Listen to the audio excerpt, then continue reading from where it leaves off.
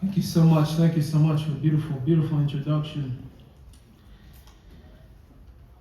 I want to start with a story. As I start, over the years I developed rabbi syndrome. It's hard for me to keep it down, keep it to a minimum. It's a beautiful story I was once inspired by from one of my rabbis that lives with me till today.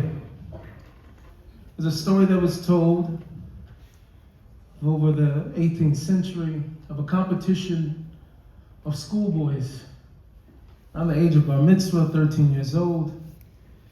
And the competition was who can sing the best Mizmor le David Hashem Ro'i. God is my shepherd and I shall not want. Very famous song.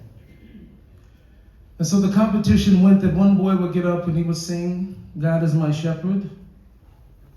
And he would finish the psalm and sit down. There was one particular boy that when he got up and he sang that song, after he was finished, the whole entire crowd stood up and gave a standing ovation. The competition continued. And finally, as it got to the end, it was very clear that that one boy who had the standing ovation sang the best, God is my shepherd. So as they're ready to give over the trophy to that young boy, there's an older man who was sitting in the front of the crowd and he raised his hand. With beat up and tattered clothes. And he said, do you also mind if I give it a try? So they looked at each other and they finally said, let him get up, gave him a chance to sing the song. So he gets up to sing, it's a Psalm of David. God is my shepherd, I shall not want.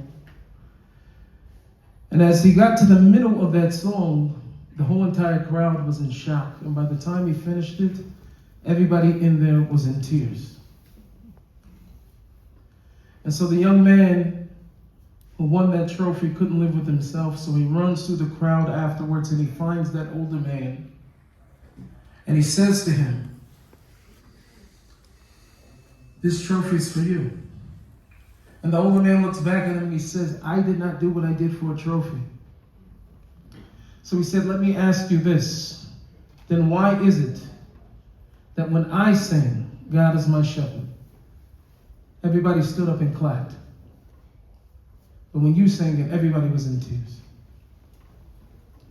So the older man looks back at him and he says, young man, the difference between you and me is that I know the shepherd. Life takes on a completely different song when a person knows the shepherd. So ladies and gentlemen, Charlie Kirk was one who knew the shepherd. And he was one who lived his life that sang such a song. It was a song of courageousness. It was a song of boldness. It was a song that sang so loud that the whole entire world heard it. That was Charlie Kirk. I was not blessed with the privilege to meet Charlie. I didn't get to shake his hand, but the impact was profound. And there are many, I'm sure, in the room that know that we're here in Jerusalem. Only a few weeks prior to losing, well, I say our Charlie, we lost 5 at a bus stop here in Jerusalem. Shook up the whole entire city, shook up the whole entire nation. But unfortunately, and I say this with the pain in my heart, unfortunately, this pain is a pain that we know. So because of that, we'll become very familiar with it. So even though it stings us, even though it may pain us, eventually it leaves us. Far faster than it should. But only days later, to see that they stopped the song of Charlie, that hit us in a different type of way. And people could say what they want. When that was felt here in Israel, it was an earthquake. It was an earthquake. Charlie Kirk was a giant. He was a giant. And the legacy of what he has left behind will only continue with a beautiful hymn. It will be a beautiful song that will continue to raise. As long as we keep singing it, it'll keep singing. And it's only become more clear to all of us that the absence of Charlie, we see that there's a certain amount of glue that was keeping us all together. It's starting to seem as if it's wavering.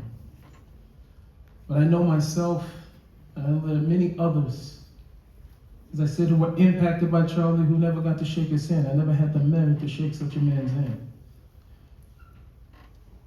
But I know that many of us have taken it upon ourselves to make sure that the song, so that the rest of the world will know the shepherd, will not go mute and will not go quiet. I send my deepest condolences to his family and to Erica and to all who knew him, all who were close to him. And I say to them, you have a brother here in Israel that's going to keep up the good fight. Pastor McCoy, you're the man. You know you're the man. To be able to have such a relationship with such a soul, to be able to be there for him, to nurture him, and to help him on his path, that in itself is a blessing. So, in closing, I would like to say that Charlie and his courage was inspiring to me. He was unapologetic when it came to morality. He was unapologetic when it came to standing for what was right.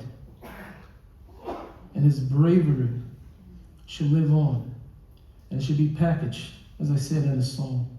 And all of us should continue singing. And we should also be able to sing the song of Shabbat, of the Sabbath, as I love to sing with my family. And on the Sabbath, every single Sabbath, everybody knows we sing Mizmor David, Hashem Ravi, Hashem is my shepherd.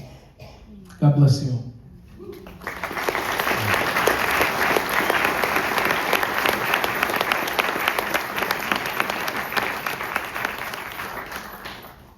Just want to also pay my sincerest gratitude to Intirtzu for all the efforts that you've done. You did an amazing event a few months ago in planting trees in the memory of Charlie, and also Sharon Regev from the Ministry of Foreign Affairs. We were leading a Global Methodist Church delegation, and we were also helping to promote the event while we're leading the Global Methodist Church delegation. First time as a denomination that they came to Israel. So I just want to thank you for the friendship, Sharon.